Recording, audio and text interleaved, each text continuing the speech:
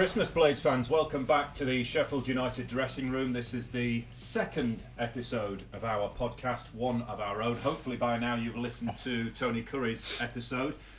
And today I think we've bettered it, which is saying something, but we've gone right to the very, very, very top. We went to the top with TC, but I think we've... That wasn't our first then. He was a pilot. It was a pilot one. It was a test. No, rightly so, TC should be the first. He did very well. So. As you can see, we've got the Sheffield United manager, Chris Wilder, with us. Merry Christmas. Good to see you. First of all, what a season. What a season it's been so far. So far, yeah. So far. Yeah, I think that's how we're looking at it. It's been a brilliant introduction to the Premier League. Been a long time away from it, but really enjoying it. Every game's an event. I think the supporters have been entertained, which is huge from our point of view. And we've been playing some good stuff, and I think we deserved the results that we've got through really good performances. You've been making history throughout your time here. You're making history today's first ever appearance on a podcast. You know what a podcast is, right? Yeah, I've just been told it by Cookie. So, thanks. Now I've listened to a few, but obviously never thought I'd be involved in one. Right, some figures for you.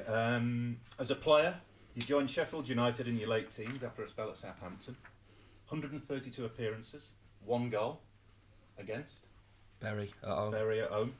As a player, 1 relegation, 2 promotions, including Leicester in May 1990. You can forget that. We'll talk about that later. Came back in 2016. As manager in League One. You didn't win any of your first 4 games, you know all about that. Went on to win League One with 100 points, amazing. Rose through the Championship, promotion in May to the Premier League, here we are now. And since then the upward curve has continued, and I think it's fair to say you've surprised quite a few in the top flight. We're going to cover a lot of things today. I don't think an hour is enough, but we'll try and keep it around that mark, so I know you've got a bit of a session going on for Christmas a bit later on.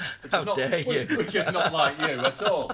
It's me day off. And it is Christmas. Yeah, it is Christmas. It's allowed. I'm not being critical. Let's start with the media side of things, because you're always very good with the media. You've always been great with us whenever we've spoken. But I guess you go into a different stratosphere, don't you, in the Premier League? Is it something you enjoy? Because you'll notice that there are hundreds of media now at every single press conference, post-match press conference that you do. Just being myself through my time as a manager, obviously from my early part at Alfreton, doing what would it have been? The Chad, was it? Chronicle. Was it the Chad? The Chad, yeah. Was it the Chad? Yeah. It was, yeah. With an old boy down there, I think his name was Gordon. I'm sorry if I've Foster. Gordon. Good knowledge. Good. So early parts of it, but yeah, it's part and parcel of the job. Obviously, the media attention that the Premier League gets is absolutely huge and unique. A little bit frustrated at times, as you should imagine. All of us who see us up close and personal and support the football club do get with, in my view, very, very lazy punditry and knowledge. Basic punditry. Basic bog standard punditry. Was that on your sort of... That's on the tick list. It's on the tick list. That was coming. But no, in terms of the approach, always honest and open, and people want to hear what you've got to say and think about individual things and mainly about this football club that we all love. But you have to be careful about what you say, because comments can be twisted, and obviously in the Premier League the world's eyes are on you. Not being disrespectful to the Championship and below, but it's a completely different ball game up here, isn't it? Yeah, 100%. I think I said something one of my first interviews for Sky. He was live. Live. Down the camera to Sky Studios, and said something about, are you on drugs or something like that, and then you've looked at me, and then all of a sudden the guys around the panel in the Sky Studios were saying, yeah, we apologise for that comment by Chris Wilder. I just thought it was quite a funny comment, actually, just a normal comment. But definitely you have to be careful, and it is at times a message as well to the supporters about how we're going. But I think there's a lot, as you've been in media for a long time. A lot of things that are involved in in interviews and messages and media commitments. But as I said, the honest approach is always is been the one I've wanted to take, and I will continue to take it, especially here at this football club, where I do believe a few people in the past have tried to con the supporters and tried to spin the supporters. I think at times you have to get the message right, and sometimes you have to tone it down, but I can't be telling the people that watch us and follow us a different thing to what they've seen with their own eyes and what they've heard. Obviously it's been life-changing for the players, but how life-changing has it been for you moving to the Premier League? I mean, you're in the bubble of football, obviously at elite level, and you've said with the media attention that it gets, you turn the TV on, and I've always said, football is a huge part of my life, if not all of it, taking the family out of it. Yeah. There's not much else that goes on, a game of golf now and again, a couple of beers now and again, but it is all about the game, the next game, the football club, and everything that sort of it involves. So, it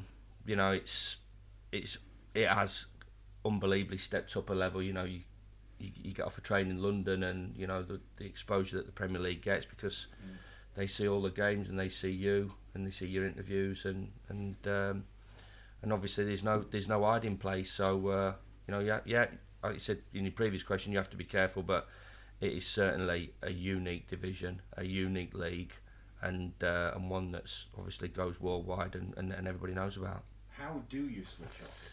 Can you switch off with Fran, Mrs. Wilder? Do you get time to spend together? Are you able just to shield yourself away from football at any time? I know she's a big football fan anyway. Yeah. Or if I was to come to your house on an evening, is it you spooling through videos? Are you constantly looking at stuff? Can you take time off? Not really, no. I don't think Really? I've ever taken time off now. Right away through from the very beginning.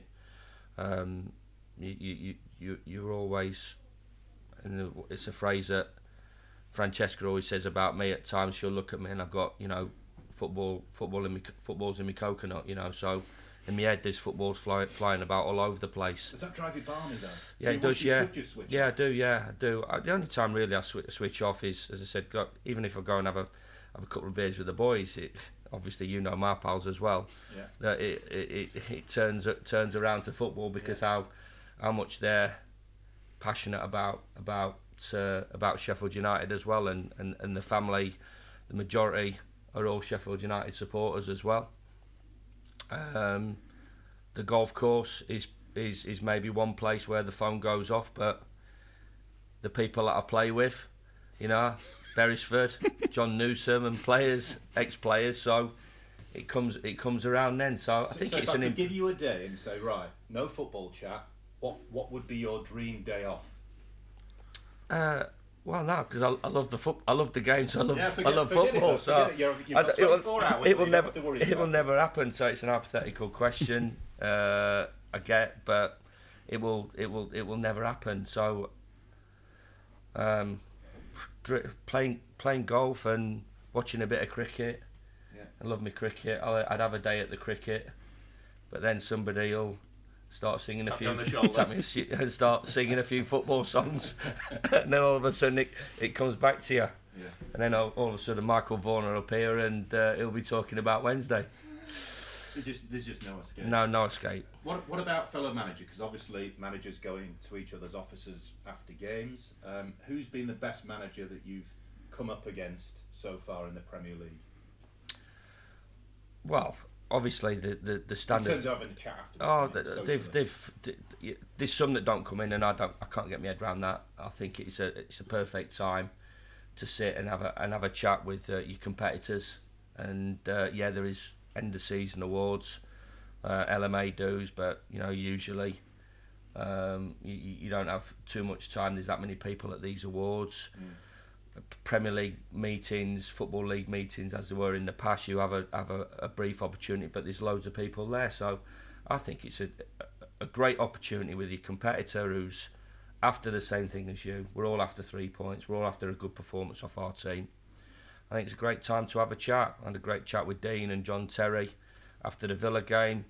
You know, they were magnanimous in defeat, shook everybody's hand afterwards. And we're all after the same thing, and you all know when you deserve something, and you all know when you don't deserve something. It has been disappointing that in the Premier League, not everybody comes into your office, or we're not invited into everybody's office. But, you know, Jurgen came into the office, Roy Hodgson came in, Brendan Rodgers came in, Dean came in, Sean Dyche came in. You know, the majority do come in, but I think it's a shame really, because it's a given in the Championship and everybody's in there, and some are pretty quick meetings because people have to shoot off, and some people don't like a beer as much as I do, and there's some people who do like a beer more than me. And that lasts to about 8, half 8, 9 o'clock, and you've got an angry group of players sat on the coach waiting to go. But you've not changed, have you?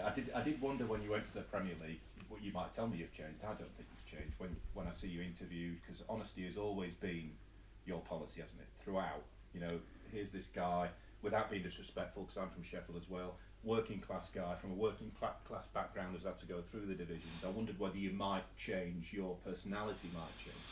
No, I mean, do you think it's changed at all?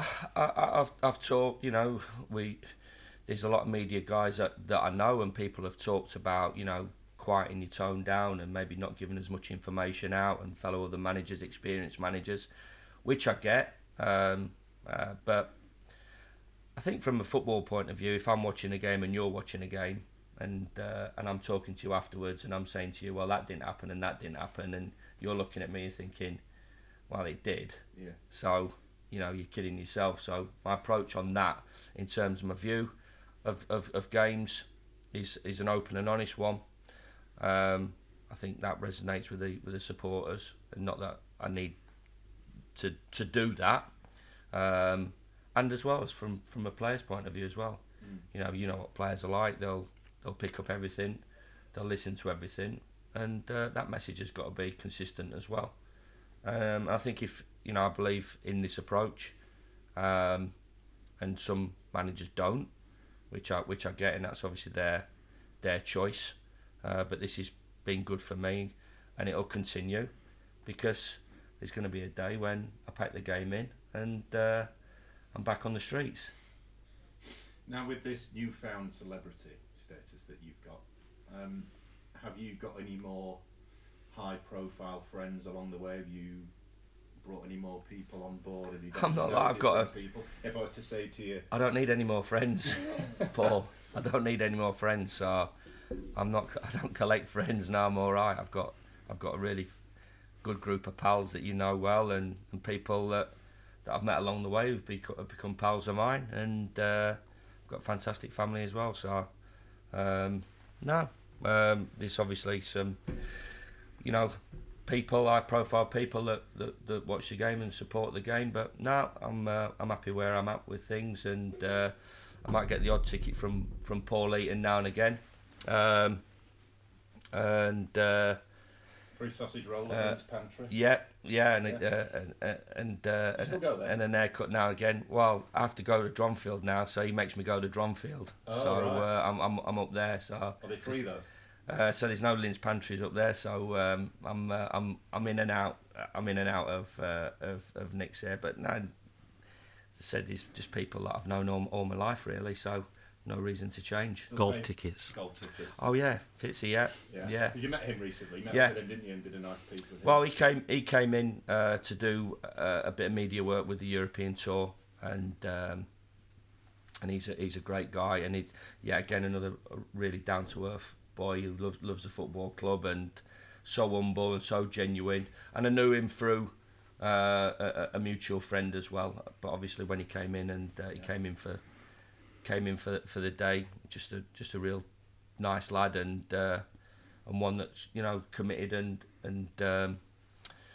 wants to do well, and he has done, and I'm sure he will go on to bigger and better things. But that was great as well, watching him as well, and speaking to him as well, because it's still a professional sport as well. So you can pick up little bits and pieces and of what he does and how he goes about his business. So if you weren't a football manager, would that be a golfer? All day long, yeah. I mean, people talk about rock stars. I don't think I could handle that lifestyle. Even though I'd possibly give it a good go. I'm sure you'd give it a good go. I'd give it a good go, but no, the golf, that's such a tough gig as well. Like, you know, keep talking about the work that our players do away from the likes, you know, the work that those boys do as well, the practice, the travelling that they do, and then they have to produce on the big stage. And I've got nothing but respect for Matt and his career so far. And at a young age, I think that, you know, one of the most successful English players for his age, and no doubt will go on to, as I said, to more glory in the near future. Well, Cookie's here, as you can see. My We're a old bit pal. of fun with you now. More chat in a minute. What we're going to do today, Kev? So we tried this in the pilot episode. We've got 3 teams here that means a little bit to you. So it's a little bit of a quiz to see if you can remember who played in these 3 games that we're going to talk about. Seeing as we've been talking about your managerial career at Sheffield United, I'm going to start with your first game as a manager for Sheffield United. So we know it was at Bolton. It was in League One. Yeah. 2016. Lost 1-0. Can you remember the starting lineup from that day? Long, Brayford, Hussey, O'Connell. Who played centre half with Jack? James Wilson. Correct. Basham, Fleck, Duffy, Doan, Clark, Sharp. Bang on. Wow. That's not bad, is it? That's pretty good. I know TC had to think a little bit further back than Chris did, but that were tremendous. Does stuff like that stay in there? Does it stay It's locked amazing how many football stuff does, how much football stuff in? And I bet does. you can't remember what you did last week. No, that's This right. time last week. Yeah. You can remember stuff like that. Stuff like that goes out the window. You know, where I've left my keys and stuff like that. I've left my phone and. We've got a couple more of those, and they go a little bit further back than 2016, so let's see if that rings true a little bit later. Yeah, Okay. We'll come back to that. I want to go back right to the start of your time here and how you getting the job came about, if I may. Yeah. Because I remember at the time you were linked strongly with Charlton. I don't know how far down the line that actually got, but it seemed to me that was pretty much almost done. Yeah, we were on a train, me and Al, and to meet Charlton. So we'd spoke. I'd been at Northampton and obviously had a fantastic time there for 3 years. You know, I think when I look back as well, one of the move at the time was frowned upon, and people really were scratching their heads and why would leave Oxford, who were top 6 at the time. But there's obviously certain things and bits and pieces about that. I think I had to sign a confidentiality agreement, which sort of says everything about me leaving Oxford at the time, which was disappointing as well, because I enjoyed my time there as well, and meeting the likes of Alan Hodgkinson and Jim Smith, who has recently passed away, and you know they were instrumental, both of them, in me getting the job at Oxford United. And for 80-90% of that time, I had a fantastic time, and then took the job at Northampton. You know, I think we were about 5 or 6 points adrift at the bottom of League Two. But I met the chairman, and there's some good players there, and Alan was coming in with me. And would you believe, the last game of the season to win, to stay up, we had Oxford at home. So and we managed to get the win. We consolidated the next year, and obviously kicked on the year afterwards and got 99 points, which was an amazing achievement considering the difficulties we had that year.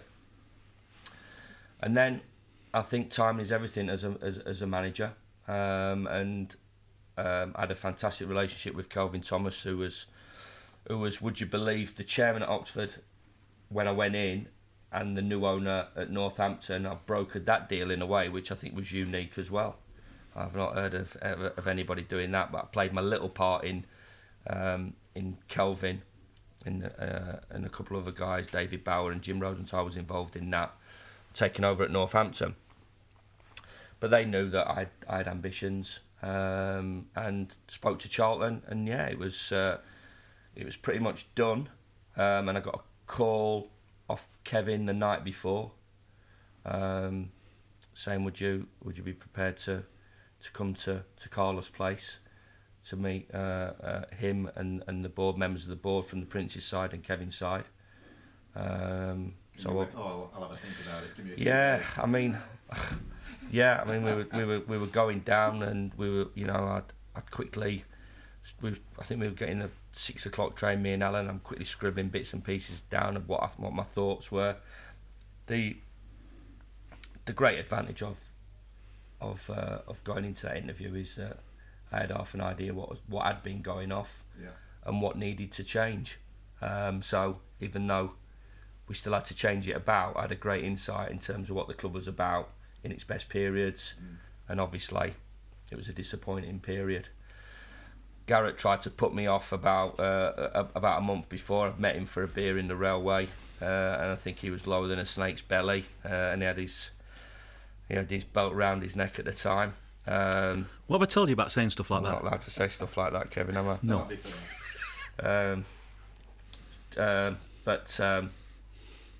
And I've been linked a few times with it. Yeah. But I'd never spoke to anybody officially at the football club. And there was one time that I was 10 to 1 on to get the job, and I was having calls left, right and centre from my pals saying, Shala. I can't believe you, are we lumping on? Why haven't you told us? And I'm saying, I don't know anything about it, and they weren't having it. You can't be 10 to 1 on without having an inside information, or you've been approached. I said no. And as well, I've always said it was, I've always worked in the present, from a managerial point of view, even though short, medium and long term plans that we put in place for the football club, for myself, knowing how difficult the job is, and what happens and what can happen in football, I've always worked in the present. So never really coveted the job. Obviously, every time I come back, you know, when we're doing well, and you do get this. You do get this as a player. You're always a really good player when you leave, and when you're not playing. When you're at the club, you're not great. Yeah. But when you go away, you were all right, you. Yeah. So, and I think the same as a manager. We'd like you down here and whatever. But I think they'd obviously played about with that Sheffield United connection before, with Mickey as well. And I thought it was a difficult time for Mick in that period. You know, a lot of young players coming in, and obviously a lot of older players. You know, the youth team that were doing great, and then there was a clamour for the youth team to play, and it was a difficult period for Mick. And I know Mick really well. I know how much he was disappointed, and how much it hurt him, because he was desperate to be a successful manager here, and unfortunately sometimes things don't go as well as he would have wanted to. And I played for Mick, and he was an outstanding manager at Brighton, worked in the Premier League, an outstanding manager, but this is the one that he wanted to work, and sometimes it doesn't go as well as you want to do for other reasons as well. So yeah, going back, didn't really cover it, but yeah, got the call, had the inside information that we that I knew from my time watching in the period, and scribbled a few notes together. Dived into Carlos' place. I think there was a conference call between Prince Abdullah and Kevin and members of the board. Stephen Bettis was on it as well, on the interview process. And after about 45 minutes answering various questions, going through the interview process, me and Alan were asked to leave. Just can we go into another room while the board had a chat. Do you remember how you felt when you were sent to another room? I think we got it, Al. Really? Yeah. You were that confident? Yeah, the interview went great, and I think obviously, you know, they'd been taught before as well. And I think obviously that people had pushed for me to get the job, which I'm forever grateful for. But yeah, came back into the room and got offered the job, and then somebody had to ring Charlton. I take it that wasn't you. Katrine, Who did that? Who did that for you? I'll leave that. That's what you got Alright, agents okay. for, Paul. So, but Charlton were great, I've got to say. What a sliding doors moment, though. Incredible. How your path might have gone completely different. Yeah. Well, we had the open top bus for Northampton on the Sunday. We played Portsmouth on the Saturday, I think, and we won at Portsmouth. And we had the open top bus on Sunday, and on the Monday morning I was driving back, and that was the initial conversation that my agent had with somebody that was representing Sheffield United. So there was a little bit more, but Tuesday, Charlton wanted me down for 2 o'clock for a presser. So, and I was, you know, they'd been first class with me, Charlton, and another really big club. A lot of similarities to Sheffield United in terms of a London club and working class and the values that they had. You know, the Alan Kirbishley days where they got into the Premier League and the support that they had. And it was one that I felt I could affect and turn round and change. But ultimately, this one, when it came, I was always going to take. And obviously, the way it's gone, you know, I can't wish for anything more. Absolutely. And like I said earlier on, didn't win any of your first 4 games. Incredible. Then, you know, we see the 3 centre backs in full effect. Can you remember who the first 3 were? Yeah, Jake Wright, and I don't think it was Bash, because I think Bash was in the middle, played in midfield. Right. He did. That most probably would have been. It wasn't Ethan, was it? Ethan came on after an hour. Did he, for James Wilson? Correct. Bang on again. Correct. But And I've asked this question a lot, and you might be getting fed up of it now, because I'm not satisfied with the answer. I never seem to get a proper answer on it when I say, where did it come from? Who thought it up? And I kind of get a bit of a wishy-washy answer. I want to know what prompted in your head to go with 3 at the back and the wing-backs, but then obviously the overlapping centre-halves, which you're probably sick to death of. no, it's fine. No, it's fine. It is obviously, of course, it's me. Yeah, well, but all right, okay, it's you. Nobody else is that clever. No, exactly, yeah. But I'm really intrigued to know when a manager goes, do you know what? We could play 3 at the back, 2 wing backs, but I'm going to do it with a difference. I'm going to make my outside centre halves over. Well, that was something that sort of developed. That wasn't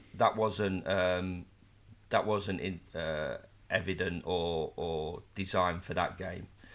I wanted to play 2 up front. Yeah. For Sheffield United, we've always been at our best when we've played 2 up front. Yeah.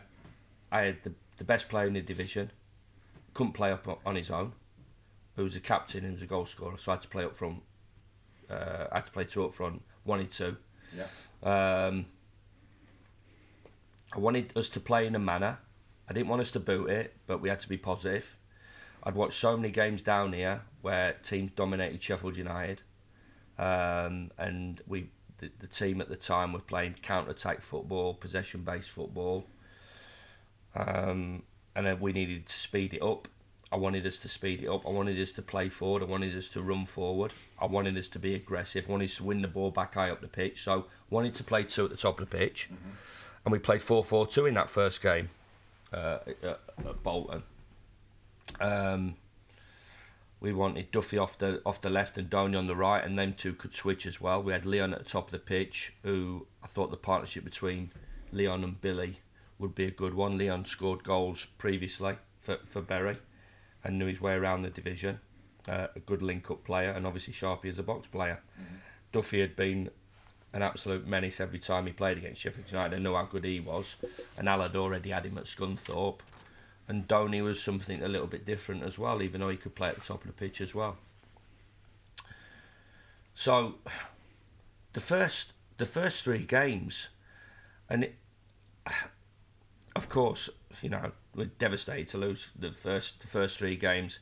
Mike Allen, who's been here for 10 years, I didn't think we deserved to get beat at Bolton. I thought we did enough at Bolton. We had an incredible, mad 35 minutes against Southend at home. The Rochdale game was a typical start of the season game. Yeah. You know, we obviously it's a new team put together.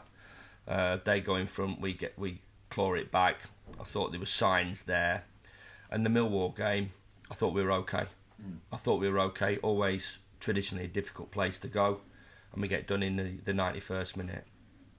So, even though when you look back now, you look at results, and possibly in that period, there's people scratching their heads and looking at the 3 results and going, "What have we employed here? Where's this going to go?"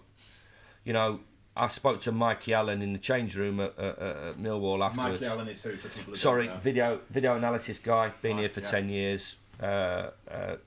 Big Sheffield United fan and outstandingly good at his job. Survived, would you believe, all these managers? So that tells a story. He's either good at one thing or the other. But for me, he's really good at his job. He's vital. He's vital then. He's Even more so now. Really. He's a great social secretary as well. And he's fabulous. Yeah, Brilliant at that. Yeah, he collects the fines and he sorts out the refreshments on the way home. So Mike is a good guy, and I've got you need to tell me the truth here. You've watched Sheffield United for the last 10 years, where we're at. He says we're not a million miles off. We're not a million miles off. And I did believe that, because I honestly believed that we had, against a run of play against Bolton, it was a tough game. Bolton at that period were talking about, we're not being able to sign players. They had all Championship players. They had Jay Spear and Darren Prattley in the middle of the park. They had Beavers. They had Gary Medine. They had a really good side that were pleading poverty. So that was possibly the most difficult game that we could have got. And my recollection of the game now is balls fizzing across the face of the goal, and Leon just missing out on one, Sharpie just missing out on one, and I thought we lost a tight game. And as I said, mad 25-30 minutes here. Jack O'Connell, I think, will still, if he ever wants to sort of, reset and go back to possibly a darker day in his Sheffield United sort of career, which has been absolutely fabulous, was in that game. And we were all over the place. And as well, you go 3-0 down here, this is a difficult place to play for your own players. Cooch came on at half time, which was a big positive, and the team went to the end. And it is difficult for supporters to possibly see that, and they might say, well, Southend took the foot off the gas, but I know football and the group went to the end, which gave me some enthusiasm and some hope. And we changed the team around a little bit at Millwall, got back in it, and for Jack again to do that, everybody was scratching their head. It's a decent point away at Millwall. Would give us a bit of a starter, but then I came in on the Monday morning and I just said we need to keep the two up front. We need to get Jake Wright into the team because he's a strong character and a leader. I think I changed the goalkeeper as well. Simon came in. He came in at Millwall, didn't he? Simon came in at Millwall, and obviously that was one of his first games. Danny Lafferty came in at left wing back.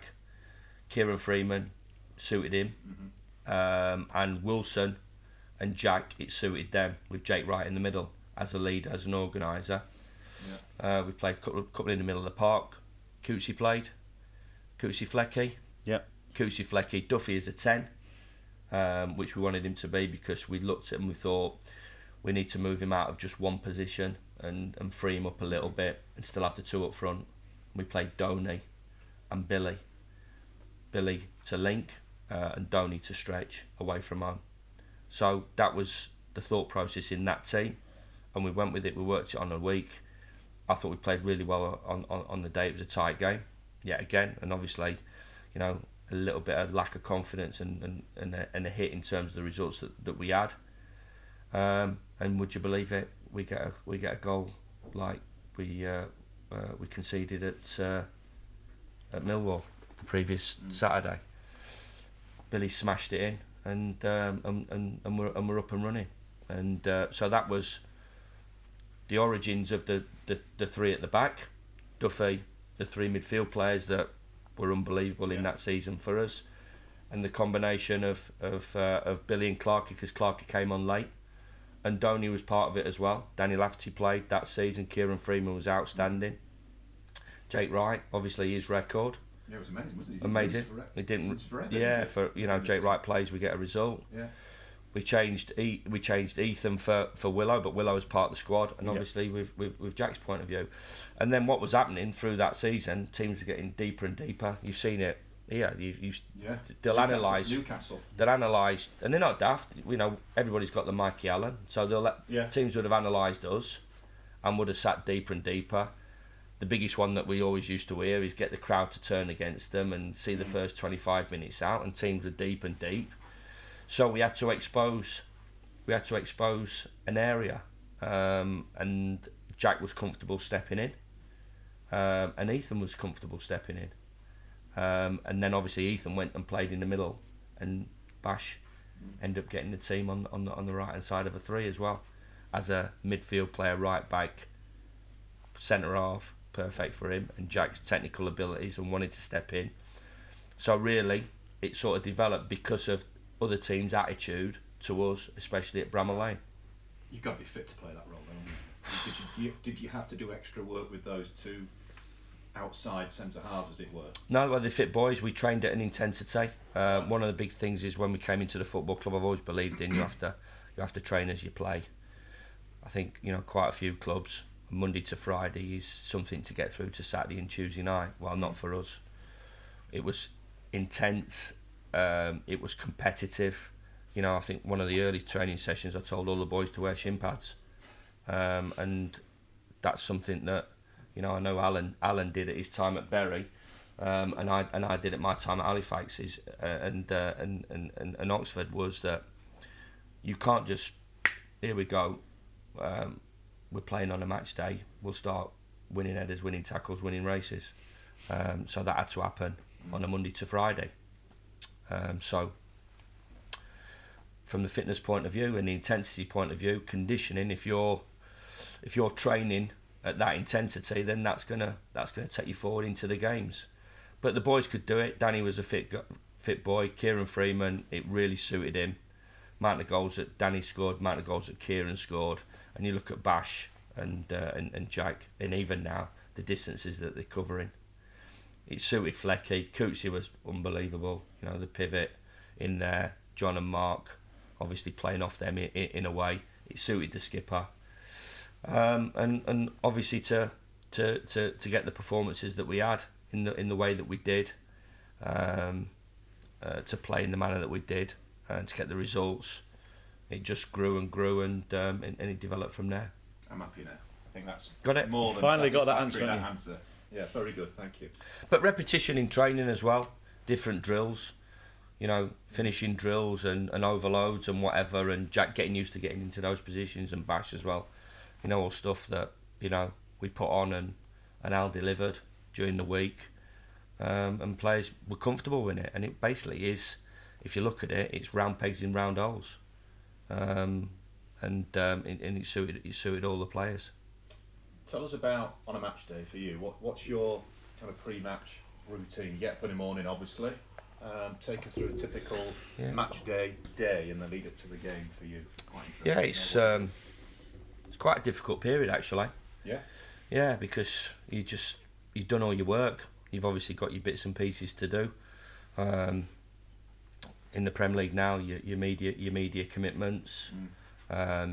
Before we're waiting for the teams to come up live on a screen now, which is a bit different to going to the referee at 2:15 and handing the team sheets, even though we still go and have a chat with the referee. But just to go back at home, you get up in the morning, cup of coffee. Yeah, cup of coffee, a little bit of breakfast. Yeah, a bit of TV, and then I've been doing some daft things. I sometimes need to get out, and I get on a bike and have a ride round where I live just to clear my head, and I've been running down to games as well. Looked as if sometimes I look like I'm doing an armed robbery with me with all my black Sheffield United gear on and my gloves and my bobble hat, but that clears my head as well. Yeah. We found out John Terry was running around Sheffield as well Saturday morning as well. Yeah. So he run to Bramall Lane, and I think they were staying in the town in the the McCure. the McDonald, in town. So he'd done a run. You might have crossed paths. Yeah. Away from home, I'll try and dive in the gym, even though you're looking at me now, Paul, and thinking. I'm looking at you. Thinking you're kidding, man. I've got a question on that later. I think just try to clear your head, really. Yeah. On away trips, we'll have dinner together. It's a really good time as well for the staff to get together on a Friday night and talk through the week and basically a staff meet over a bite to eat, really. And you pick your team when? Yeah. On a Friday? No, early in the week. The right, team's okay. picked as soon as John was suspended on Saturday. We were talking about that after the game, the options and whatever. Okay, so when do you let the players know? Yeah, they'll know Thursday. I'm always a big believer that they need to clear their head. They need to, in the way we play as well, the work that we do. Yeah. Not overkill in terms of analysis, even though Michael have watched all the games that say Brighton have been, and this is a real difficult one for us on Saturday because they've played about a dozen shapes. You know, they've played 3 at the back, 4 at the back, 4-3-3, 4-2-3-1. Any shape that can be played, Brighton have played it. So to prepare for a game like that is really difficult, but you have to go through the scenarios, our scenarios as well. If we want to change it, what problems they're going to pose to us, what problems we're going to pose to them, and go through that. Monday's a working day, but no coaching. Tuesday's a physical day. Every Wednesday off, and Thursday then down to the game on Saturday. Pick the team. We'll go through the shape against the kids. We'll not overkill it. We'll always finish with a small-sided game. The boys will do individual work. That's on top of the pre-ab stuff they do and the conditioning stuff they do, the gym work stuff they do, which is intense as well. I think if you spoke to a few of the boys down the line, obviously with the podcast, they'll talk about the work. I call it away from the lights, away from the game. That Well, I've seen the lads on the weights, and just, I know we're kind of going off on a tangent here, but when Sheffield United were last promoted to the Premier League, when I was covering Sheffield United regularly, one of the big things I noticed were how big the players were in the Premier League as specimens. Same. It is frightening. Same. I can't convey to you how scary it is. And one player that always pops into my head, I know he's an ex-Sheffield Wednesday player, is Mikel Antonio. Yeah. When he was at Sheffield Wednesday, he was a waif. Yeah. You look at him now at Unbelievable. West Ham, he's a middleweight, isn't he? Yeah, unbelievable. Well, and that was the thing I noticed more than anything else. Well, these are aside from the quality and all that ability. Yeah, going away from it, you know, these are the things that we talked about in pre-season when we first got the players back, and even at the end of the season, they had all individual programs to do. And if we're going to up our game, how do we up it physically, tactically, technically, and mentally? So the physical one was a huge one for us. Right. We had to cover bigger distances, and we had to cover more high-speed runs and more high-speed intensity runs. We had to do more of those because you looked at the stats, and the good thing about it is obviously the GPS stats and all the stats that we get. We can look at what we do, and we know what teams are doing as well.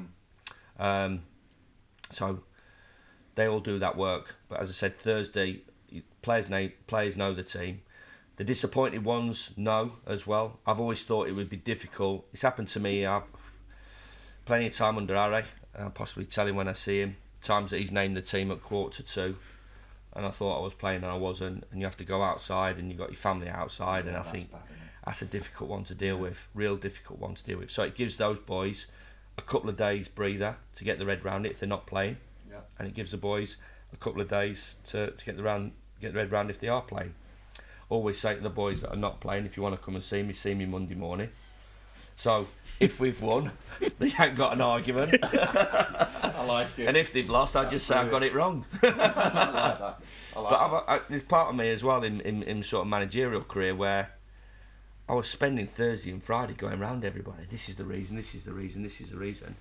Taking my eye off the big issue, which was obviously getting a result on a Saturday. So the boys all know that. They get their head round, and Friday is a light and bright. We'll do some small-sided games. We'll do some crossing and finishing. We'll do some individual work.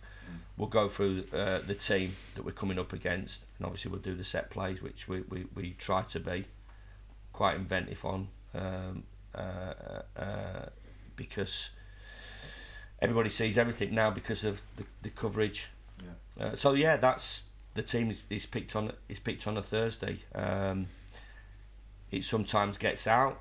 It does me nutting at times that it does, but I think sometimes it is difficult. And this is our team anyway. And I've got to say, when I get their team through on a Saturday, it's not a million miles off where we think it is, and possibly as soon as the players come up and flash up, 9 times out of 10, you know what shape they're going to play. It is quite funny actually, because I won't mention a couple of teams, but you'll get the team, and I'll put it up on the board, and then Mike goes out to watch the opposition in their pre-game warm up, and they might do some work as a back four, and you've seen it, and they're a back three. Yeah. They're going to be a back three. Mikey comes in and goes, they're working as a back four.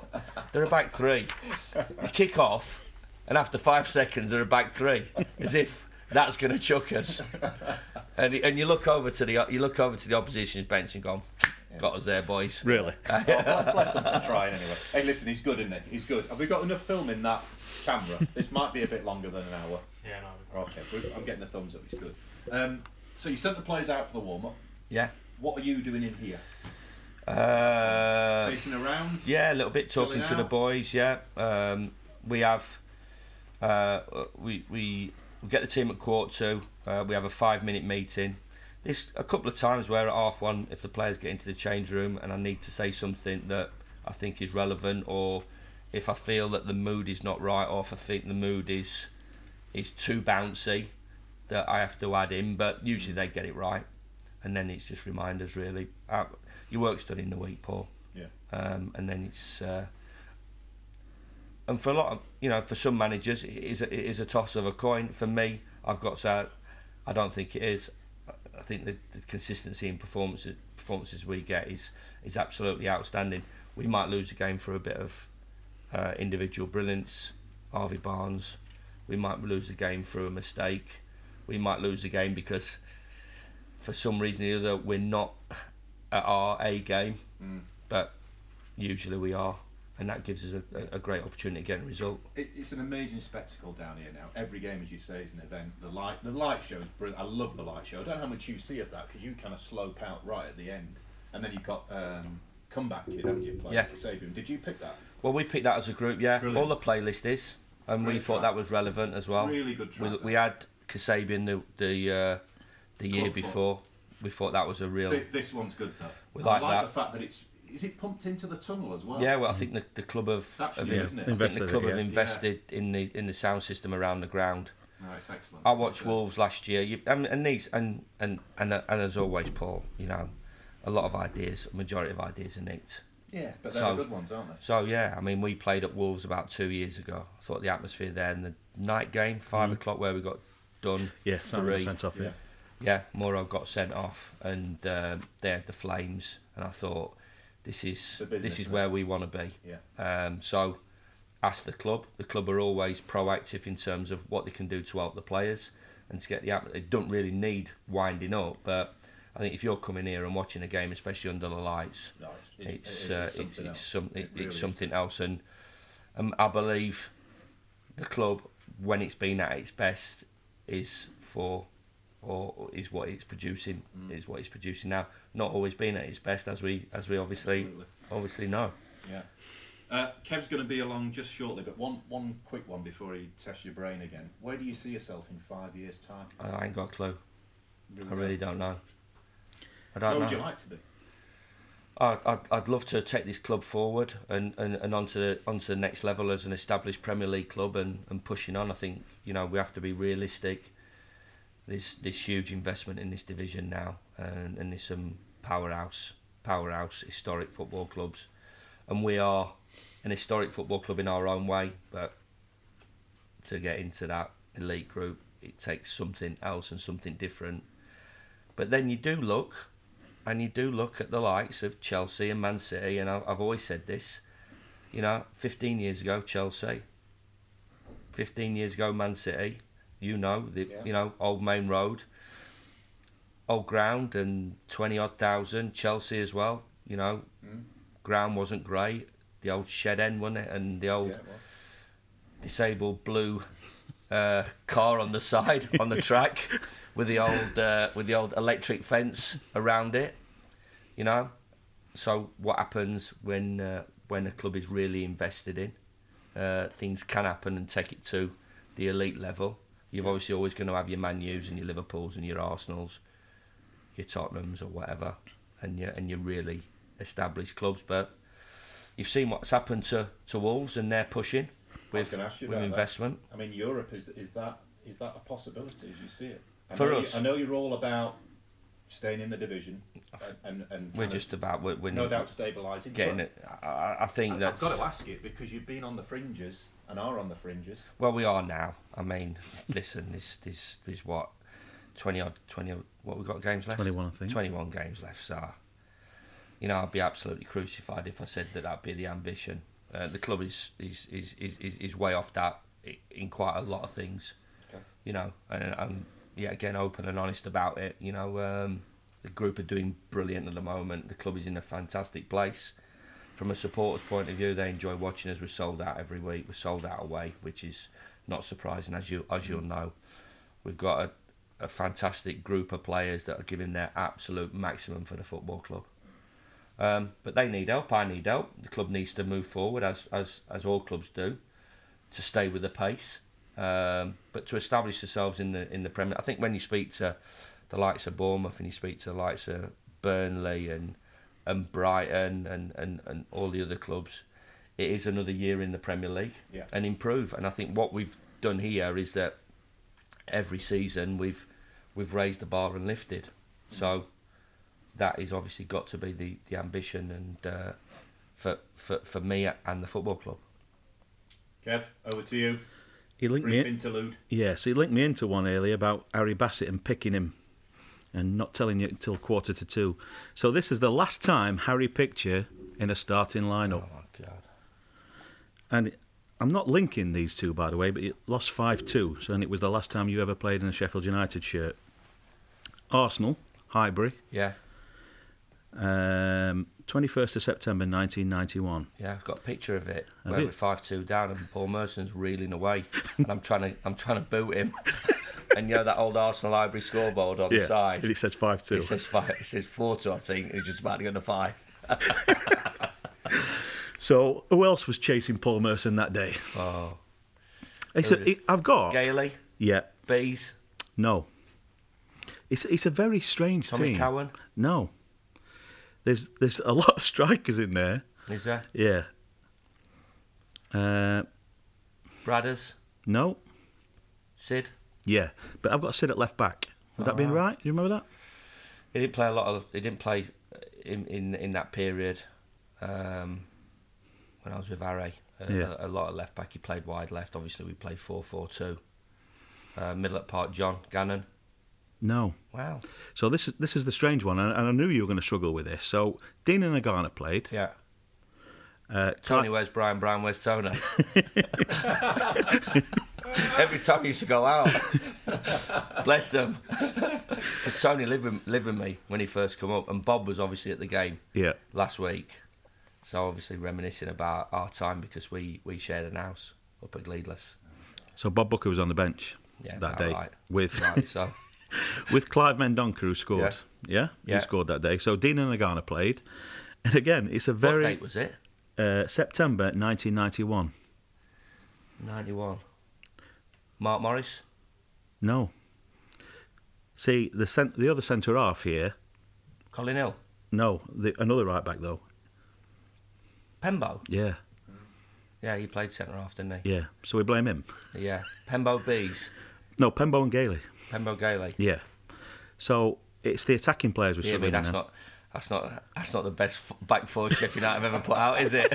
Dane Whitehouse, me, Pembo, and Gailey. Oh, Gailey's like that. What's going on here? Cheers, lads. They're all Pembo's on the right wing. Yeah. So I'll tell you what. I'm going to give you the rest of the team just to emphasise what sort of a team we put out that day.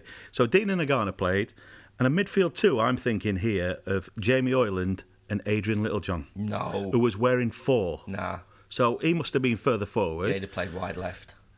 Glyn Hodges and Jock Brighton also played. You kidding, mate? No. Glenn Hodges have played then. So Little John. there you go. You got about 3 left wingers there. Are you But sure? Was that not after substitutions or No, whatever? the substitutions were That is Mendonca an and Booker. incredible team. No wonder we got done 5. So we're not going to blame you I then. can't believe it was only 5. We'd have had a bit of defending to do there. What a bizarre team that is. Adrian Yeah. Littlejohn, I've never seen him play middle at Park. He's wearing, I don't know whether he's 1 to 11 back then, but the numbers I've got from this reference Go on book that then. I've got, he's wearing 4. You're 2, Whitehouse 3, Littlejohn 4, Gale 5, Pemberton 6, Bryson 7, Oyland 8, Agana 9, Dean 10, Hodges 11. Well, it used to go 7, 4, 8, 11, didn't it? Across the middle. Well, Jamie would have been at middle at Park On his own. on his own. Yeah, that's really. I mean, even if you speak to Aidy Littlejohn, he was never a central midfield player. He was a speedboat, wasn't he? He was at the top of the pitch. He could run. He could run as well. Yeah, And absolutely. he could finish as well, to be fair to AD. Yeah, he scored against Wednesday, didn't he? Yeah. he Down did, here? Yeah. Yeah, I think he's still in Sheffield, isn't he? He is, yeah. I think so, yeah. Yeah. Still see his kids about, yeah. While I've got you then, let's stick with this. I've read one report which said, as a player, you was quick and clever on the ball and tackled hard. The quick bit, no. Yeah, I was all right on the ball. Yeah, started off as a midfield player in my early years at Brunsmere and Silverdale School and Sheffield Boys, and at Southampton as a midfield player. Then played right back. Glenn Cockerell was at Southampton, signed from Sheffield United. Then Jerry Forrest signed from Rotherham, and inadvertently finished my career at Southampton because the kid who was playing right back got moved to the reserves, and I was the youth team at the time was under 18s, and I was too old to play, so I got a free transfer, and then came up here and did pre-season in Grace Park. That's why the 2016 is it because I signed in June '86, Yeah. so obviously 30 years on. So yeah, came back up. Jerry's connection with Billy McEwen at the time from Rotherham, and said that got this young right back, but I was a midfield player, so that's why I could pass it all right. And I'd have got battered if I didn't tackle, would I? From all my pals. So yeah, I enjoyed the tackle.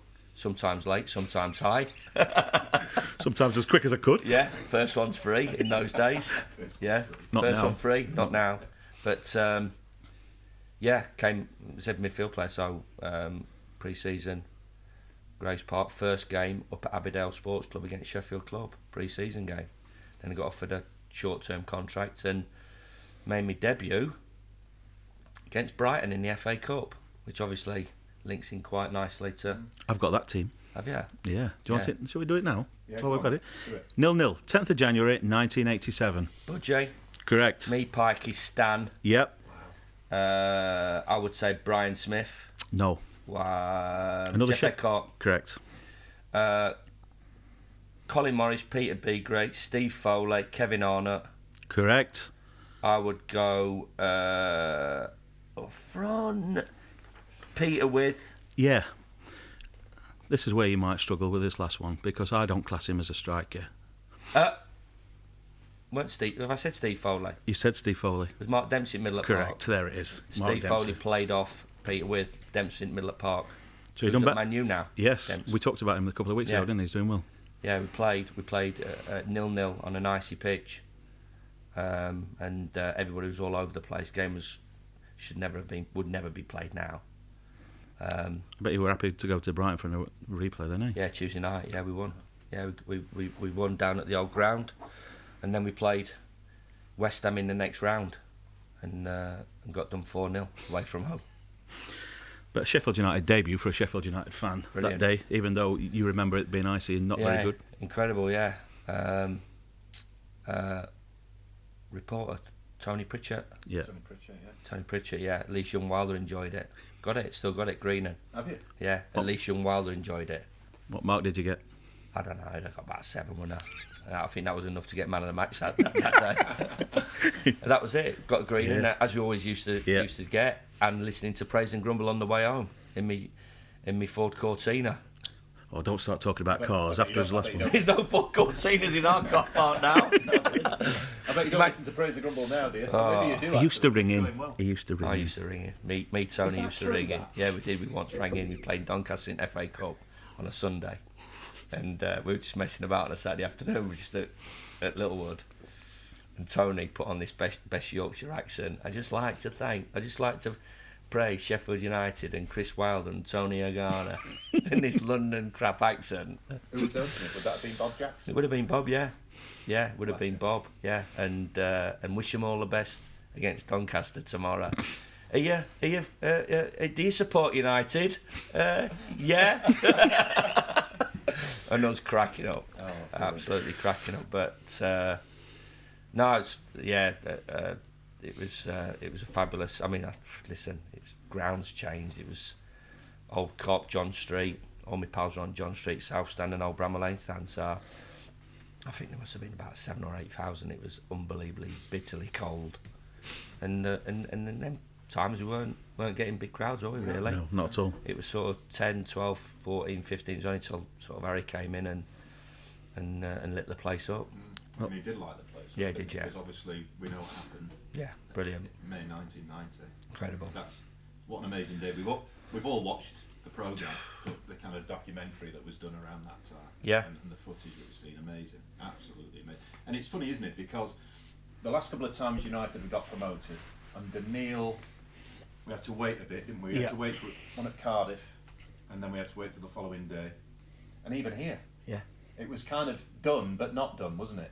But then it was done. That was a real That's difficult. up. Yeah, that was. I mean, the Ipswich game was a real difficult one because you don't want to mug yourself off by saying, "Yeah, we're up," but we were. Yeah. You know, and, I think the boy who did the Sky commentary, Daniel Mann. Dan, was really good. You know, Dan is a really good Top guy, guy, and and count the numbers or something That's the like one. that. That's the one That's when the Jack one, yeah. scored. Yeah. And you're on the pitch afterwards, and you're like, you know the enormity of it all, but you know you can't go because.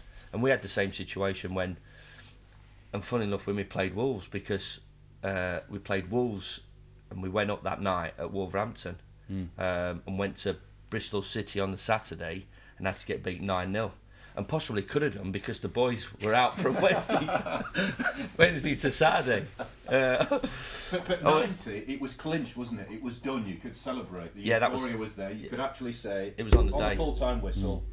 Yeah, it was on the day, and I always remember driving, on the bus going down, and obviously there were Unitedites everywhere, and the Illuminous kit, which just just stood out, was brilliant. Still for me, the best away kit. Still for me, the best away kit. I think This one's good. Well, one of the things that I did get me, and our manager at the football club, fingerprints on quite a few things, Kev, if not everything.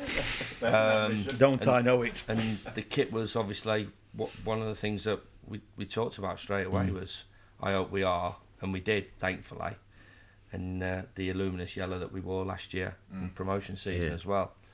But yeah, going to the ground and the start of the game, being down in the game, and then all of a sudden, in an heartbeat, we're up, and the goal, and Odgie getting carried off, and Martin Odge getting carried off in that game, and the mad scramble, and Tony scoring late on, and supporters on the pitch, and then just trying to get off, and people, you've got your shirt on, and you sweat and you're wet, and people coming on, jumping on you, and smacking you on the back, and just sort of the atmosphere, and coming back to Bramall Lane, the journey back to Bramall Lane, which was brilliant. Going in the old social club, and having a party in there, and then ended up in Josephine's, in the wine bar, would you believe, at Josephine's with a Bob Booker cardboard cut out life size.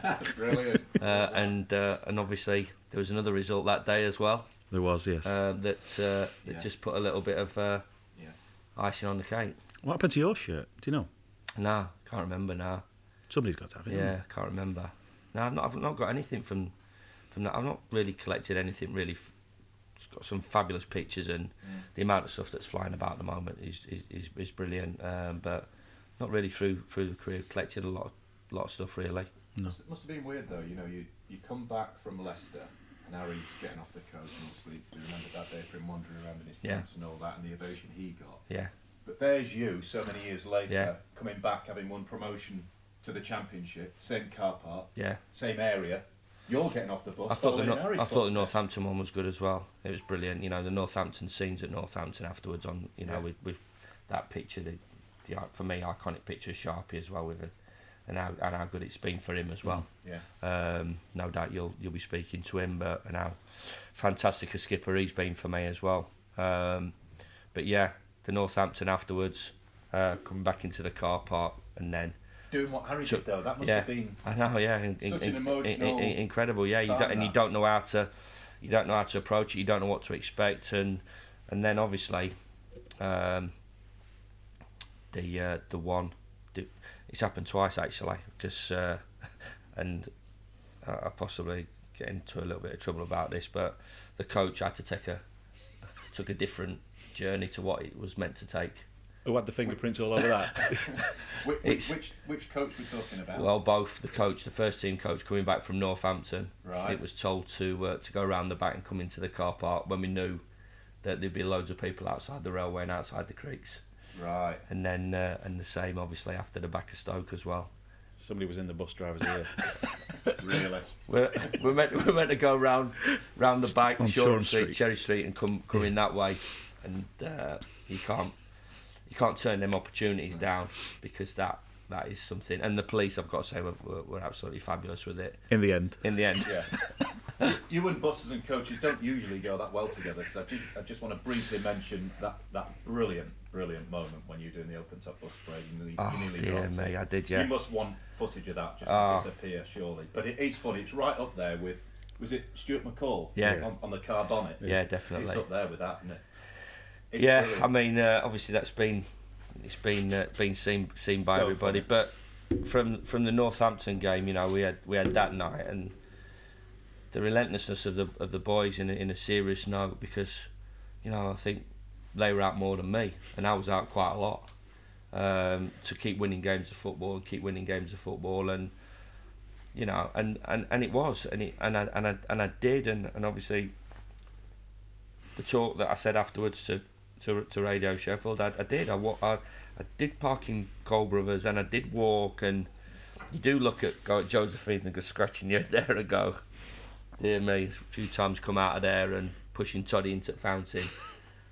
I do remember that, and Pal's been there, and I looked up, I kept looking up, and I kept looking up, and you go, what's this going to be like? What's this going to be like? Because you've seen other people do it, and how good would that be? And so we were always going to maximise everything in terms of the celebrations, because of people talk about Leicester. We never had anything afterwards. We came back and had a game against Genoa on a Tuesday night in front of about 6,000 people, and I looked at it. Was never any Player of the Year awards. No. You know, the Darlington one. I wasn't, you know, really early days in terms of me supporting Sheffield United, especially away from home. But, you know, all my pals talk, you know, the older pals talk about Darlington, and these are, you know, Darlington, Leicester, Northampton. It's not glory hunting team. It's not European Cup finals, UEFA Cup finals, and Premier Leagues and FA Cups and whatever. Doesn't happen many, you know, Paul, don't you? So it doesn't happen many times, does it?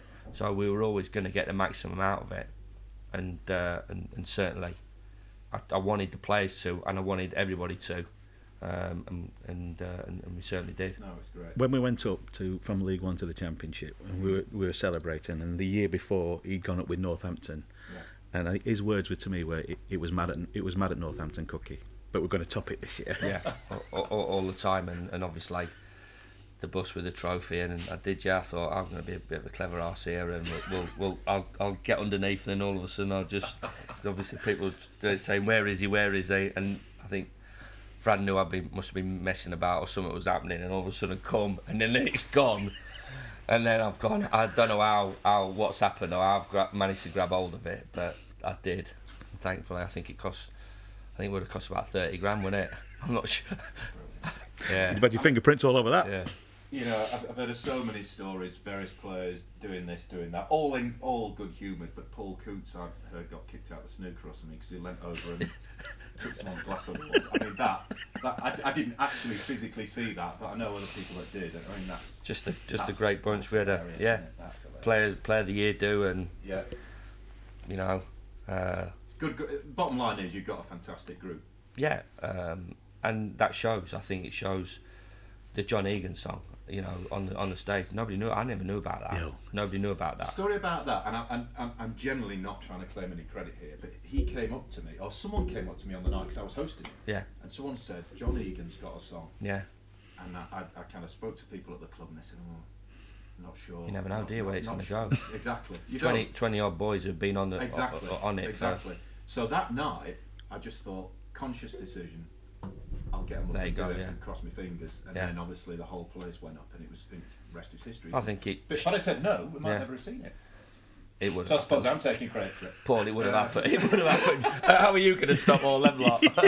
But what a way to finish the night off that was amazing. I just think and I just think you look at and it shows through in everything they do. You know, we went to all the hospitals yesterday, and it was such an humbling experience. But you know, the group that I had, Egan, you know, Callum Robinson, Lease,